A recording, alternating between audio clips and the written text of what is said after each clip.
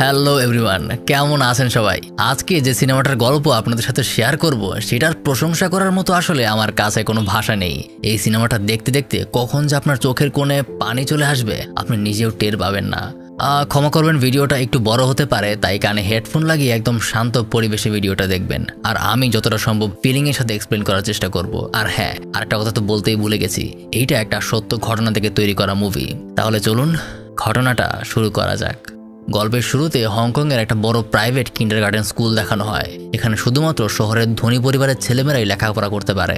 এমনকি সেখানেও বাচ্চাদেরকে দুটো আলাদা সেকশনে ভাগ করা হয়েছে। প্রথমটা হলো রেগুলার ক্লাস, যেখানে বাচ্চারা অন্যান্য প্রাইভেট কিন্ডারগার্টেন স্কুলের মতোই লেখাপড়া করে। আর অপরটা হলো স্পেশাল ক্লাস, যেখানে প্রত্যেকটা বাচ্চা লেখাপড়া সহ সকল কারিকুলাম একদম শতভাগ স্কোর করে। সেখানে স্পেশাল ক্লাসে একটা ছোট বাচ্চা মন খারাপ করে বসেছিল। তার ক্লাসের টিচার তাকে জিজ্ঞাসা করে, কি হয়েছে তোমার, তুমি মন খারাপ করে বসে আছো কেন সোনা? তখন বাচ্চাটা উত্তর দেয় সে নাকি 100-র মধ্যে 98 পেয়েছে। এটা শুনে টিচার তাকে চিন্তা করতে নিষেধ করে, কারণ 98 কোনো খারাপ নাম্বার নয়। কিন্তু তবুও বাচ্চারা তার মা বাবার কথা ভেবে দুশ্চিন্তা করতে থাকে, কারণ এই দুইটা নাম্বারের জন্যই নাকি তার মা বাবা তাকে অনেক কথা শোনাবে। যার কারণে সেদিন ওই বাচ্চার বাবা মাকে স্কুলে ডেকে আনা হয়। টিচার তাদের দুজনকে তাদের ছেলের এই দুশ্চিন্তা নিয়ে জিজ্ঞাসা করে, যেখানে সেই বাচ্চার মা বাবা যখন জানতে পারে তার ছেলে 2 নাম্বার কম পেয়েছে, তখন সেখানেই সেই উল্টো টিচারদেরকে বলতে শুরু করে, ওকে তো টেনশন করতেই হবে, 98 কিভাবে পেলো সে, 100 তো 100 পেতে হয়। অর্থাৎ বুঝতেই পারছেন যে এনারা শুধুমাত্র তার ছেলের মার্কস নিয়ে আসলে চিন্তা করে। তাদের ছেলে ভালো আছে নাকি মন্দ আছে, মানসিক অবস্থা কি, এটা নিয়ে তাদের আসলে কোনো মাথা ব্যথা নেই। আর এটা শুধুমাত্র তাদের ক্ষেত্রে নয়, বর্তমানে বেশিরভাগ পরিবারের আসলে একই অবস্থা। যাই হোক, তখন সেখানে লুই নামের একটা স্কুলের টিচার চলে আসে। সে তাদেরকে জানায় যে এটা দুশ্চিন্তার কোনো কারণ নয়, কারণ এখানে এত ছোট একটা ছেলেকে মাত্র 2 নাম্বারের জন্য তার টিচারের কাছে হাত জোর করে রিকোয়েস্ট করতে হচ্ছে। লুই তাদেরকে আরো বলে যে এখন নাকি তাকে রেগুলার ক্লাসে শিফট করে দেওয়াটাই ভালো হবে, অন্তত সে মানসিকভাবে আনন্দে থাকতে পারবে, আর তাতে তার লেখাপড়া আরো ভালো হবে। কিন্তু ওই বাচ্চার পরিবার তাতে একদমই রাজি হয় না। তারা নাকি তার ছেলেকে এই কিন্ডারগার্টেন থেকে অন্য কোথাও ভর্তি করিয়ে দেবে। এটা শুনে তাদের হেডমাস্টার দুজনের পিছু পিছু গিয়ে দুজনকে এনশিওর করে যে তাদের ছেলে কোনোভাবেই রেগুলার ক্লাসে যাবে না, সে যেখানে আছে সেখানেই থাকবে। অর্থাৎ বুঝতেই পারছেন, এমন একটা ধনী পরিবারকে তারা কোনোভাবেই হাতছাড়া করতে চাইছে না। কিন্তু এদিকে লুই সেই বাচ্চার জন্য অনেকটা বেশি চিন্তায় পড়ে যায়, কারণ লেখাপড়ার নামে বাচ্চাদের ওপর যে বোঝা এখান থেকে তুলে দেওয়া হচ্ছে, এটা বাচ্চাদেরকে মানসিকভাবে অনেকটাই বিকারগ্রস্ত করে তুলছে। এটার কারণে বাচ্চাদের মন মানসিকতার উপর খুব বাজে রকম একটা প্রভাব পড়ছে। অবশ্যই এখানে বাচ্চাদের পড়ানোর জন্য লুইকে মাসে প্রায় 1.5 লাখ টাকা দেওয়া হয়, কিন্তু তবুও সে তার কাজ নিয়ে তেমন একটা খুশি না, কারণ এখানে বাচ্চাদেরকে শিক্ষার বদলে ব্যবসাটাকে বেশি গুরুত্ব দেওয়া হয়। শিক্ষাটা এখানে সম্পূর্ণ বাণিজ্যে রূপান্তরিত হয়েছে, তাই অবশেষে সে তার কাজ থেকে রিজাইন করে নেয়। অপরদিকে এই লোকটা হলো লুইয়ের হাজব্যান্ড ইয়ং।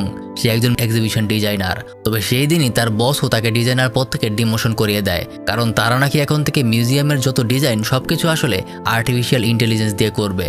এখানে ইয়ং এর আর সরাসরি কোনো প্রয়োজন হবে না। তারপর ইয়ং যখন বাসায় ফিরে তার ওয়াইফকে তার ডিমোশনের কথা জানায়, তখন লুই নিজেও আপসেট হয়ে পড়ে, কারণ আজকে সে নিজেও তার রিজাইন দিয়ে এসেছে। অর্থাৎ দুজনই এখন চাকরি থেকে সরে এসেছে। কিন্তু তবুও তারা দুজনেই খুশি, কারণ ডিমোশন হলেও অন্তত ইয়ং এর চাকরিটা আছে।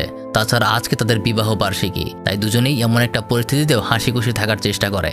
এরপর এভাবে আরো 2 মাস কেটে যায়। লুই নিজের ডেইলি রুটিন এতদিনে গুছিয়ে নিয়েছে, কিন্তু নিজের মনটাকে এখনো বোঝাতে পারেনি, কারণ যখনই সে তার পুরনো স্কুলের সামনে দিয়ে যায়, তখনই সে ছোট ছোট বাচ্চাগুলোর দিকে তাকিয়ে থাকে, আর তার মন খারাপ হয়ে যায়। যতই হোক, টিচার থাকাকালীন সময় সে বাচ্চাদের প্রতি একটা ভালো লাগা তৈরি করেছিল। এখন সে সেটা সবসময় মিস করে। এমনকি এই কারণে তার বাড়ির কাজের প্রতিও তেমন একটা মন বসে না। একদিন ইয়ং দেখতে পায় তার ব্রেকফাস্ট লুই একদম কাঁচা অবস্থাতেই রেখে দিয়েছে। অবশ্যই এতে সে তাকে কিছু বলে না, কারণ সেও বুঝতে পেরেছে যে লুই তার শিক্ষকতা পেশাটাকে খুবই মিস করছে।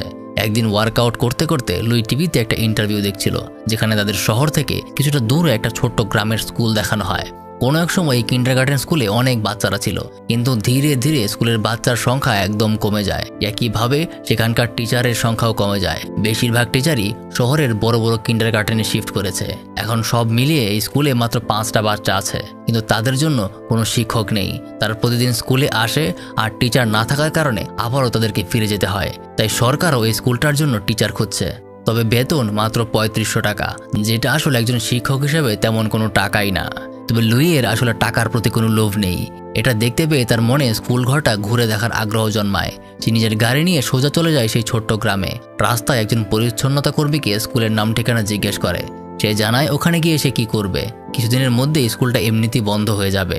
কিন্তু লুই জানায় যে এখানে এখনো 5টা বাচ্চা আছে, আর 5টা বাচ্চা থাকলে কখনোই একটা সরকার স্কুলটাকে বন্ধ করে দিতে পারবে না। স্কুল বন্ধ করার জন্য 5-এর কম বাচ্চা থাকতে হয়, যার কারণে সেই মহিলা তাকে স্কুলের ঠিকানা জানিয়ে দেয়। এমনকি পাশে বসে থাকা লোকগুলো এটা দেখে অনেক অবাক হয়, কারণ এতদিন শুধুমাত্র রিপোর্টাররা এই স্কুলের খোঁজ খবর নিতে আসতো। এই মেয়েটা আবার কোথা থেকে আসলো? এদিকে লুই কিছুক্ষণের মধ্যেই সেই স্কুলে পৌঁছে যায়। সেখানে সবকিছুই আসলে মেনটেনেন্সের অভাবে একদম পুরনো হয়ে গেছে। এভাবে ভেতরের জানালা দিয়ে উঁকি দিতেই লুই দেখতে পায় সেখানে 5টা ছোট্ট কিউট বাচ্চা বসে আছে। তারা নিজেদের টিচারের জন্য অপেক্ষা করতে করতে একসময় ঘুমিয়েও পড়েছে। যখন সাথে সাথে একটা বাচ্চা চোখ খুলে লুইকে দেখতে পায়, তখন সাথে সাথেই সে নিজের মুখের মাস্ক পরে নেয় এবং বাকি সবাইকেও মাস্ক পরে নিতে বলে। আসলে শহর থেকে বড় বড় নিউজ রিপোর্টাররা এখানে বাচ্চাদেরকে বিরক্ত করতে আসে। তারা তাদেরকে নানা রকম উল্টাপাল্টা প্রশ্ন করে বিব্রত করে।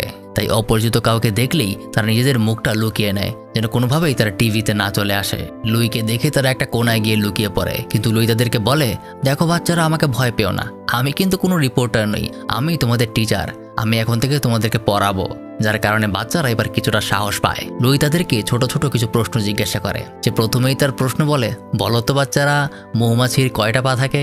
এটা শুনে একটা বাচ্চা বলে ওঠে, 6টা পা। লুই তখন বলে, সাবাস বাবু, এই তো হয়েছে।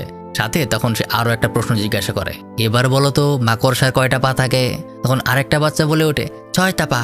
আরেকটা বলে, 10টা পা। অর্থাৎ তারা এর সঠিক উত্তরটা জানে না। তখন লুই তাদেরকে বলে, একটা মাকড়সার 8টা পা থাকে।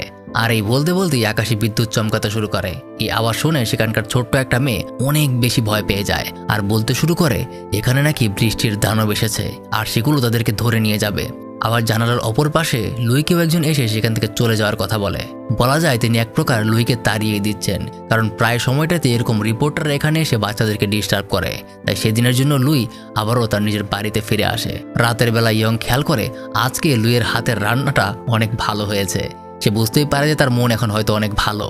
সে জিজ্ঞাসা করে যে, কি ব্যাপার, আজকে মনে হচ্ছে তোমার মন অনেক ভালো? তখন লুই তাকে সারাদিনের সব ঘটনা খুলে বলে যে শহরের থেকে কিছুটা দূরে একটা ছোট্ট গ্রাম আছে, আর সেখানে স্কুলের টিচারের অভাবে স্কুলটা বন্ধ হতে চলেছে। তাই ওই স্কুলের বাচ্চাদেরকে সে পড়াতে চায়। যেটা শুনে ইয়ং তাকে অনেক সাপোর্ট করে। ইয়ং সবসময় তার খুব সাপোর্টার হাজব্যান্ড ছিল। সে বলে দেয়, আমি সবসময় তোমার পাশে ছিলাম আর এখনও তোমার পাশেই থাকবো, কিন্তু বেতন আসলে একদম নামমাত্র মূল্যে, অর্থাৎ 3500 টাকা। যেখানে সে আগে 1.5 লাখ টাকা পেত, সেখানে মাত্র 3500 টাকা আসলে তেমন কোনো টাকাই না। তবে এটা শোনার পরে ইয়ং তাকে অনেক সাপোর্ট করে। সে তাকে বলে যে আমি সবসময় তোমার পাশে ছিলাম, আর তুমি এটা টাকার জন্য করো না, আমি খুব ভালোভাবেই জানি এটা তুমি তোমার নিজের মনের শান্তির জন্য করো।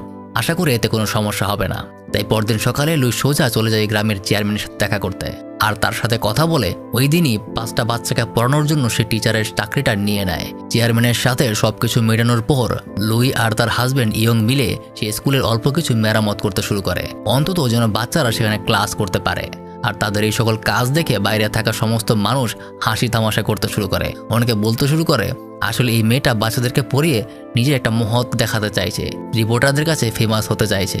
এরকম উল্টাপাল্টা নানা রকম কটু কথা তাদেরকে বলতে থাকে। পাশাপাশি কিছুক্ষণের মধ্যে চেয়ারম্যানের ছেলেও এসে তাকে বলতে শুরু করে, ম্যাডাম, এসব করে লাভ নেই, কিছুদিনের মধ্যে এই স্কুলটাও বন্ধ হয়ে যাবে, সময় থাকতে এখনই ফিরে যান। তবে লুই তাদের কথায় কোনো কান দেয় না। তারপর এভাবে অপেক্ষা করতে করতে লুই দেখতে পায় একটা ছোট্ট মেয়ে তার বাবার সাথে স্কুলে আসছে। আসলে এই মেয়েটার বাবা ভাঙ্গারি জিনিসপত্র বিক্রি করে, কোনো রকমেই তাদের নিজেদের জীবন সে কাটিয়ে নিচ্ছে। এখানে আসার পর লুই তাদেরকে নিজের পরিচয় দেয়। লোকটাও তার ছোট্ট মেয়েকে বুঝিয়ে দেয় যেন সে টিচারের কথা মতো ভালো মতো পড়ালেখা করে। এই বলে সে নিজের ভাঙ্গারি নিয়ে ফেরত চলে যায়। তারপর আরও একটা বাচ্চা তার আন্টির সাথে স্কুলে আসে। মেয়েটার আন্টি তাকে স্কুলে রেখে চলে যেতে ধরলে লুই তাকে ডাক দেয়। লুই তার সাথে কথা বলতে চায়, কিন্তু সেই মহিলাটা তাকে জানায় তার নাকি রেস্টুরেন্টে থালা বাসন ধোয়ার কাজে যেতে হবে, দেরি হলে নাকি তার মালিক তাকে অনেক কথা শোনাবে। তারপর আরও একটা ছোট্ট মেয়ে তার মায়ের সাথে স্কুলে আসে। দেখে বোঝা যায় যে তার মাও খুব তাড়াহুড়োর মধ্যে আছে। এখন শুধুমাত্র আর 2টো বাচ্চার জন্য সে অপেক্ষা করছে। বলতে বলতেই তাদের সামনে একটা ট্যাক্সি এসে থামে, আর সেখান থেকে 2 বোন বের হয়ে আসে। আসলে তারা যমজ বোন। আর অপরদিকে তাদের মা ট্যাক্সিওয়ালার সাথে ভাড়া নিয়ে ঝামেলা করছে। কিন্তু যাই হোক, পরিত্যক্ত স্কুলে নতুন একজন টিচার দেখতে পেয়ে তাদের মা অনেক বেশি খুশি হয়ে যায়। তারপর তাদের 5 জন সহ লুইকে আবারও আমরা স্কুলের ভেতরে দেখতে পাই। লুই তাদেরকে পড়াতে শুরু করে। এখন বাচ্চারা সবাই মাস্ক পরা ছিল। তখন লুই তাদেরকে বলে, দেখো বাচ্চারা, তোমাদের সামনে যদি আমি মাস্ক পরে বসে থাকি তোমাদের কি ভালো লাগবে বলো? তারা সবাই একসাথে বলে, না ম্যাম, ভালো লাগবে না। তখন লুই বলে, তাহলে তোমরা কেন সবাই মাস্ক পরে আছো? তখন একটা বাচ্চা বলে ওঠে, বাবা বলেছে বাইরে থেকে কেউ আসলে আমরা যেন মাস্ক পরে থাকি, না হলে টিভিতে আমাদেরকে দেখাবে, যাতে করে সবাই আমাদেরকে গরিব বাচ্চা ভেবে কখনোই ভালো কিছু করতে দেবে না। আর এটা শুনেই লুই বুঝতে পারে কেন সেদিন তাকে দেখে বাচ্চারা পালিয়ে গিয়েছিল। যাই হোক, লুই তাদের সবাইকে বোঝায় যে সে বাইরের কেউ নয়, আজকে থেকে সে তাদের নতুন টিচার। তাই এক একজন মাস্ক খুলে তাদের নাম বলতে শুরু করে। এই মেয়েটার নাম হচ্ছে হুসাসু। এই মেয়েটার বাবাই সেই ভাঙারির কাজ করে। তারপর এই মেয়েটা, যার নাম কেটি, এই মেয়েটার নাম জেনি। এরা দুজন আসলে যমজ বোন, ওই যে যার মা সকালে ট্যাক্সি ড্রাইভারের সাথে ভাড়া নিয়ে ঝামেলা পাকিয়েছিল। তারপরে আসলে এই মেয়েটা, তার নাম হলো চুচু। মেয়েটার নাম যেমন কিউট, সে দেখতেও অনেক কিউট। তার আন্টি রেস্টুরেন্টের থালা বাসন ধোয়ার কাজ করে। আর একদম শেষে এই মেয়েটা, যার নাম লুকা। সকালে তার মাও খুব তাড়াহুড়ার মধ্যেই ছিল। লুই খেয়াল করে বাইরের কিছু লোকেরা তাদের দিকে অদ্ভুত দৃষ্টি নিয়ে তাকিয়ে আছে, কারণ এই পরিত্যক্ত স্কুলে একটা নতুন টিচারের আসাটা খুবই অদ্ভুত একটা বিষয়। কারণ একে তো বেতন একদম নামমাত্রে নেই, আর এই ভাঙা স্কুলে কেউ আসবে এটা তারা ভাবতেও পারেনি। তবে লুই এই সকল বিষয় একদমই খেয়াল করে না। এইবার লুই প্রথমে হুসাসুকে জিজ্ঞাসা করে যে তার জীবনে একটা খুশির বিষয় আর একটা মন খারাপের বিষয় কি। তখন হুসাসু বলে খুশির বিষয় হলো তার বাবা ভাঙ্গারি বিক্রির কাজ করে বাড়তি টাকা উপার্জন করতে পারে, আর মন খারাপের বিষয় হলো সে তার মাকে খুব মিস করে। তার মা নাকি শহরে থাকে আর অনেক দিন পর পর তার সাথে দেখা করতে আসে। এবার কিটি আর জেনির পালা। এভাবেই বাচ্চাদের সাথে লুই ধীরে ধীরে মিশতে শুরু করে। স্কুল শেষ হওয়ার পর বাচ্চাদের গার্ডিয়ান তাদেরকে এক এক করে নিতে আসে। সেখানে যখন চুচুর আন্টি চুচুকে নিতে আসে, তখন লুই তাকে সরাসরি জিজ্ঞাসা করে, আচ্ছা চুচুর বাবা মা কোথায়, আর ও বিদ্যুৎ চমকানোটাকে এত ভয় কেন পায়? তখন এটা শুনে তার আন্টি জানায়, আসলে আজ থেকে 7 মাস আগে একটা গাড়ি অ্যাক্সিডেন্টে তার মা বাবা মারা গেছে। তাই মেয়েটা যখন এতিম হয়ে যায়, তখন তাদের আত্মীয় স্বজন কেউই তার দায়িত্ব নিতে চায়নি, তাই সে নিজেই তার দায়িত্ব নিয়েছিল। আর যখন চুচু তার মা বাবার কথা জিজ্ঞাসা করে, তখন সে তাকে বানিয়ে বানিয়ে বলেছিল যে আকাশের বৃষ্টির দানব এসে তার মা বাবাকে নিয়ে গেছে। আসলে তখন তার কাছে বলার কিছুই ছিল না। সে কোনোভাবেই বোঝাতে দিতে চাইছিল না যে তার বাবা মা আসলে কখনোই আর ফিরে আসবে না। সে এখন চায় যেন চুচু ভালো মতো লেখাপড়া করে নিজের ভালো একটা ভবিষ্যৎ তৈরি করতে পারে, আর এই জন্যই সে এতটা কষ্ট করে। তারপর একদম শেষে কেটি আর জেনির মা তাদেরকে নিতে চলে আসে। সে অনেক দেরি করে ফেলেছে। সে জানায় তার নাকি রাস্তায় হেঁটে আসতে হয়েছে। প্রথমত তাদের বাড়িটা এখান থেকে অনেকটাই দূরে, আর দ্বিতীয়ত তাদের সাংসারিক অবস্থা এখন খুবই খারাপের দিকে। তাই প্রতিদিন তাদেরকে গাড়িতে করে নিয়ে আসাটাও খুবই খরচের হয়ে যাবে। যা শুনে লুই তাদেরকে নিজেই গাড়িতে করে বাড়িতে ড্রপ করে দেয়। তখন যাওয়ার সময় কেটি আর জেনির মা তাকে জানায় আগামীকাল থেকে তাদেরকে আর স্কুলে এসে আসতে দেবে না, কারণ প্রতিদিন ট্যাক্সির ভাড়া এটাও তাদের বহন করা সম্ভব না।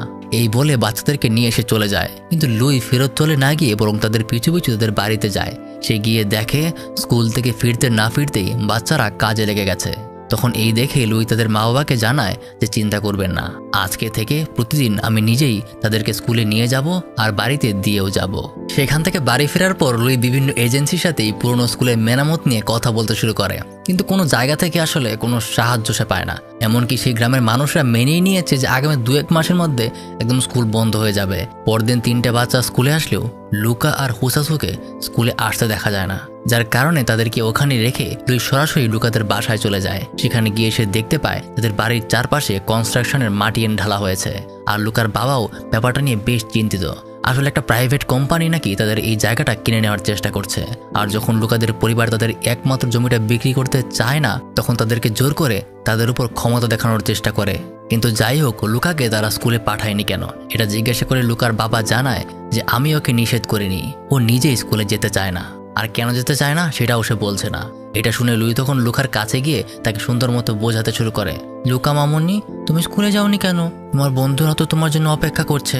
তখন লুকা তাকে জানায় তার মা বাবা নাকি সবসময় ঝগড়া করে, আর যদি সে আজকে স্কুলে চলে যায় তাহলে তার মা বাবা ঝগড়া করতে করতে একসময় মরেই যাবে, তাই সে স্কুলে যাবে না।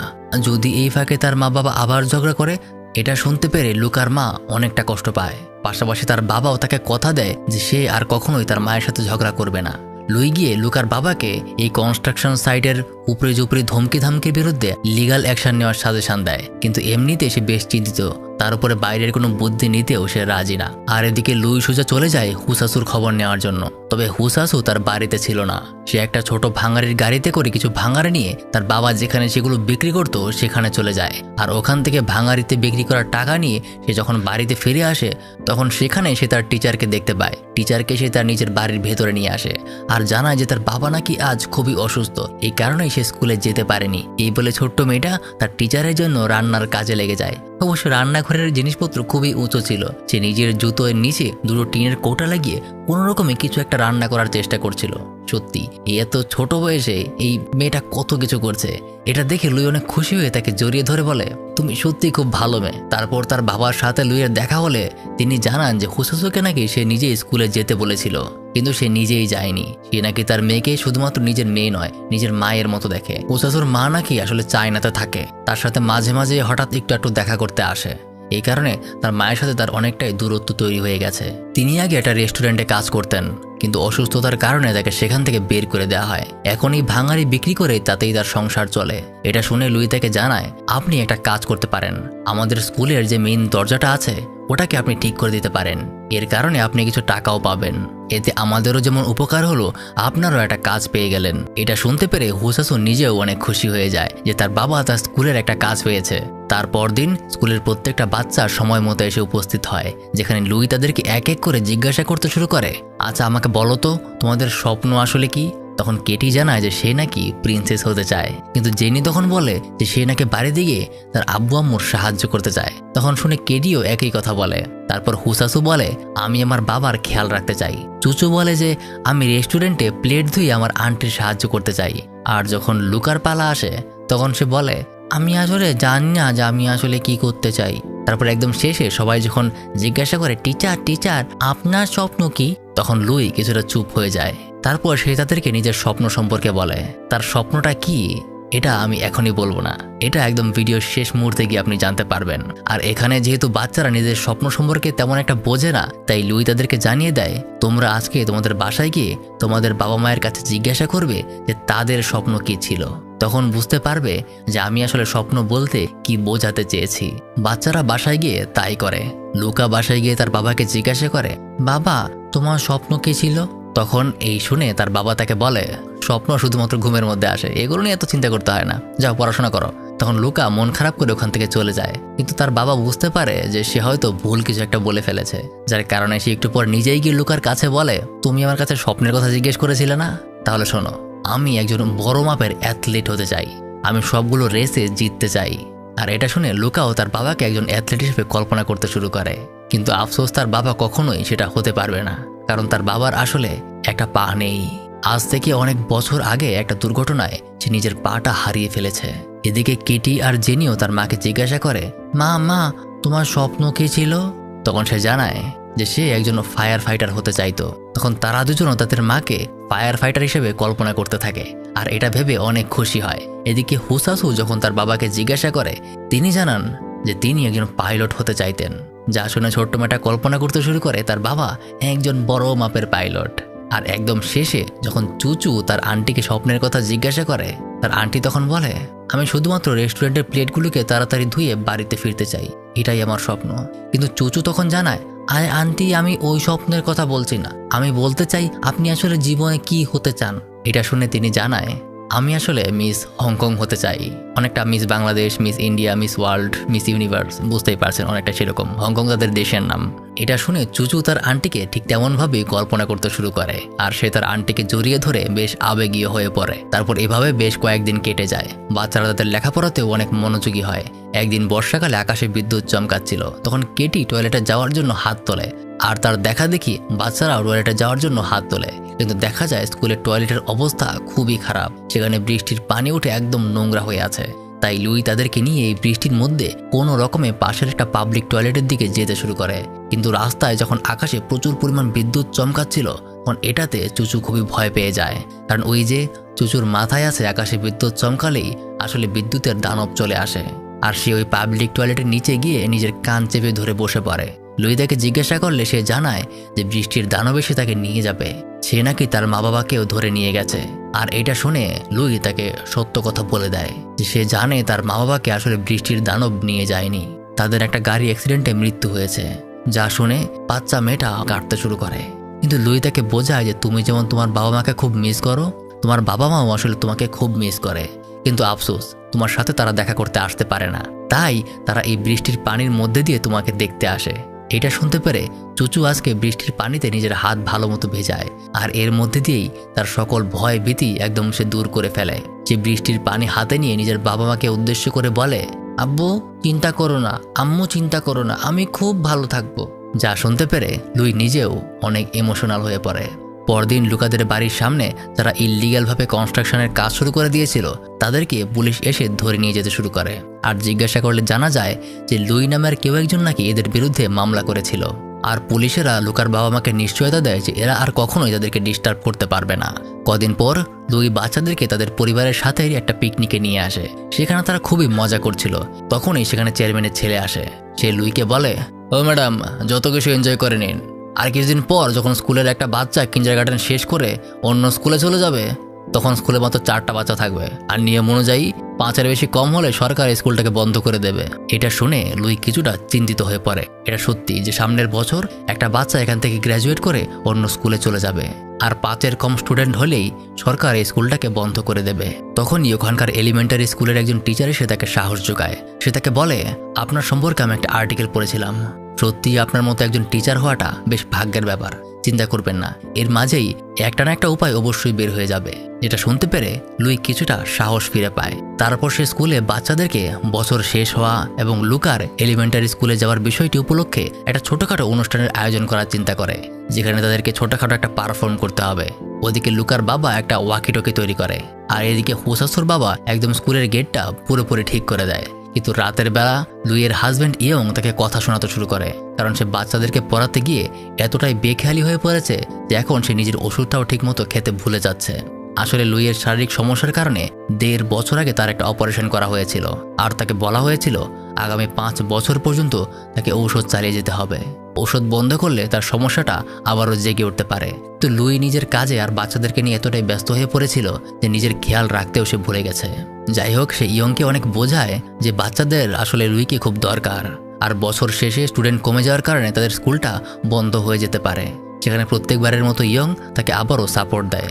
সে তাকে বোঝায় যে চিন্তা করো না, সবকিছুই ঠিকঠাক থাকবে, এর মাঝে একটা না একটা কিছু অবশ্যই হয়ে যাবে।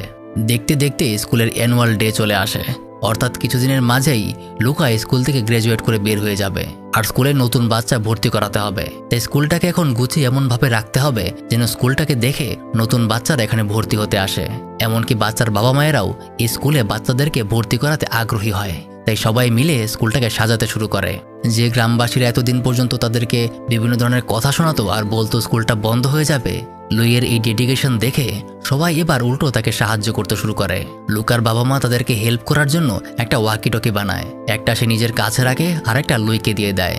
যখন স্কুলে ভর্তির জন্য কোনো লোক এদিক দিয়ে আসতো তখনই সে আগে থেকেই জানিয়ে দিত যেন বাচ্চাকে ওয়েলকাম করার জন্য তারা আগে থেকেই প্রস্তুত হয়ে থাকতে পারে, কারণ একটা বাচ্চাকে তাদেরকে ভর্তি করতেই হবে। যদি 5-এর কম ছাত্র হয়ে যায় তাহলেই এই স্কুলটা সরকার বন্ধ করে দেবে। কিন্তু সমস্যা হয়, যারাই এখানে স্কুলের কথা শুনে ভর্তি হতে আসে, স্কুলের এই বেহাল দশা দেখে তারা আবার ফেরত চলে যায়। কোনো বাবা মাই তাদের বাচ্চাকে এই ভাঙ্গা স্কুলে ভর্তি করাতে চায় না। তখনই লুইয়ের কাছে তার এক পুরনো বন্ধুর কল চলে আসে। সে তার সাথে দেখা করতে চায়, তাই লুই বাচ্চাদেরকে অপেক্ষা করতে বলে চলে যায় তার বন্ধুর সাথে দেখা করতে। সেখানে যাওয়ার পর লুই জানতে পারে আসলে যেহেতু লুই ওই 5টা বাচ্চাকে পড়ানোর জন্য একটা বিশেষ পরিচিতি পেয়েছে, তাই তার এই বন্ধু পরিচিতিটাকে কাজে লাগিয়ে তার কিন্ডারগার্টেন স্কুলে প্রমোশন করাতে চায়। আর এই জন্য তাকে বেশ কয়েক লাখ টাকা বেতনও দেওয়া হবে।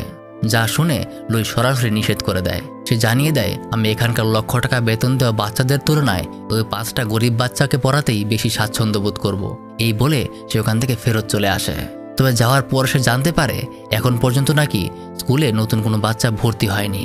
শুরু থেকেই এটা নিয়ে সে বেশ চিন্তায় ছিল, আর এই কারণে তার স্ট্রেসের মাত্রাও আস্তে আস্তে বাড়তে শুরু করে, যার কারণে অবশেষে সে স্ট্রেস সামলাতে না পেরে নিজের জ্ঞান হারিয়ে ফেলে। তাকে তাড়াতাড়ি হাসপাতালে নিয়ে যাওয়া হয়, আর জানা যায় যে কাজের কারণে আর নিয়মিত ওষুধ না খাওয়ার কারণে তার শরীরের অবস্থা আবারও অনেক খারাপ হয়ে গেছে, যেখানে তাকে আবারও একটা অপারেশন করতে হবে। আর এদিকে যেহেতু লুই হাসপাতালে চিকিৎসা নিচ্ছে, তাই তার হাজব্যান্ড ইয়ং চলে যায় সেই স্কুলে। সেখানে গিয়ে সে লুইয়ের বদলে বাচ্চাদেরকে পড়াতে শুরু করে। তখন একবার এক বাচ্চা জিজ্ঞাসা করে, আচ্ছা আপনার স্বপ্ন কি? তখন ইয়ং তাদেরকে জানায় যে তার একমাত্র স্বপ্ন হলো লুইকে আবারও সুস্থ দেখা। আর এভাবেই যেতে যেতে স্কুলের অ্যানুয়াল ডেটা চলে আসে। এতদিনে বাচ্চারা সহ তাদের প্যারেন্টস এবং গ্রামের সবাই স্কুলে নতুন বাচ্চাদের অ্যাডমিশনের জন্য অনেক চেষ্টা চালাচ্ছে। এমনিতেই তাদের গ্রাম অনেক ছোট, তাই তারা গ্রামের বাইরে গিয়েও স্কুলের পাবলিসিটি করছে। কিন্তু তবুও শেষ দিনেও একটা বাচ্চাও স্কুলে অ্যাডমিশন নেয়নি। কিন্তু ভালো কথা হলো লুই মোটামুটি এতদিনে সুস্থ হয়ে গেছে, তাই অন্তত স্কুলের অ্যানুয়াল ডেটা উদযাপন করতে সে স্কুলে ফিরে আসে। ওখানে সকল বাচ্চা আর বাচ্চাদের প্যারেন্টসরা তাকে স্বাগত জানায়। পাশাপাশি বাচ্চারাও সেখানে তাদের সামনে একটা স্টেজ পারফর্ম করে, যা দেখে সে ভেতরে অনেকটা খুশি হয়ে যায়। কিন্তু ভাবতে ভাবতেই এতটা বেশি দুঃখী হয়ে পড়ে যে এটাই হয়তো বাচ্চাদের শেষ পারফর্ম। এরপরে হয়তো স্কুলে আর তাকে দেখা যাবে না, কারণ কালকেই একটা বাচ্চাকে স্কুল ছেড়ে এলিমেন্টারি স্কুলে চলে যেতে হবে। আচ্ছা, এখানে হয়তো অনেকেই বুঝতে পারছেন না যে এলিমেন্টারি স্কুলটা আসলে কি। আসলে ধরতে পারেন এটা একটা প্রাইমারি স্কুল। প্রাইমারি স্কুল থেকে হাই স্কুলে যেতে হয়, অনেকটা ক্লাস 5-এর পরে ক্লাস 6-এ যেতে হয়। তো এইখানে এটা ধরতে পারেন এটা প্রাইমারি স্কুল। তো প্রাইমারি স্কুল থেকে হাই স্কুলে যাওয়া মানে এলিমেন্টারি স্কুলে যাওয়া, আসলে এটাই। যাই হোক, বাচ্চারা তাদের পারফর্ম শেষ করে আর লুইকে তারা জানায়, ম্যাম এতক্ষণ শুধুমাত্র পারফর্মের জন্য আমরা আমাদের কান্না ধরে রেখেছি, আমরা আপনাকে অনেক মিস করেছি। এই বলেই তারা লুইকে জড়িয়ে ধরে কাঁদতে শুরু করে। অবশেষে লুই লুকাকে সবার সামনে তার এলিমেন্টারি স্কুলের জন্য সাধুবাদ জানায়। তখন লুকা লুইয়ের দিকে তাকিয়ে বলতে শুরু করে, আপনি জিজ্ঞাসা করেছিলেন না যে আমার স্বপ্ন কি? আমি না এখন জানি আমার স্বপ্ন কি।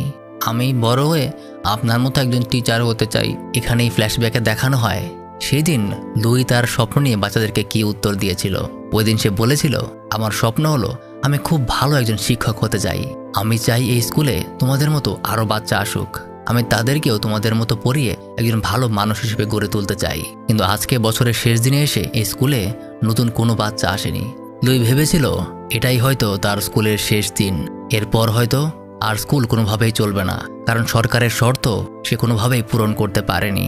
কিন্তু তখনই ঘটে যায় এক আশ্চর্য ঘটনা। দেখা যায় দুটো ছোট্ট পিচ্চি কিউট ছেলে এই স্কুলে ভর্তি হতে এসেছে। আসলে গ্রামবাসীরা লুইয়ের এই পরিমাণ পরিশ্রম দেখে নিজেরাই অনেক কষ্ট করে দূরের গ্রাম থেকে দুটো ছেলেকে এই স্কুলে এনে ভর্তি করে দিয়েছে, যার কারণে স্কুলটা অবশেষে বন্ধ হওয়ার হাত থেকে বেঁচে যায়। আর হ্যাঁ, আগেও বলেছিলাম যে এটা শুধুমাত্র একটা সিনেমা না, এই সিনেমাটা হংকংয়ের একটা সত্য ঘটনা থেকে তৈরি করা হয়েছে।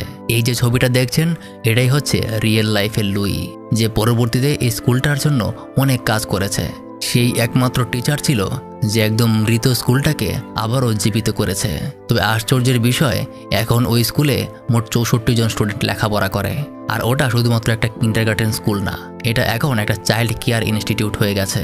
এমনকি এখনও লুই ওই স্কুলে শিক্ষকতার কাজ করছে। সে এখন ওই স্কুলের হেডমাস্টার অর্থাৎ প্রধান শিক্ষিকা।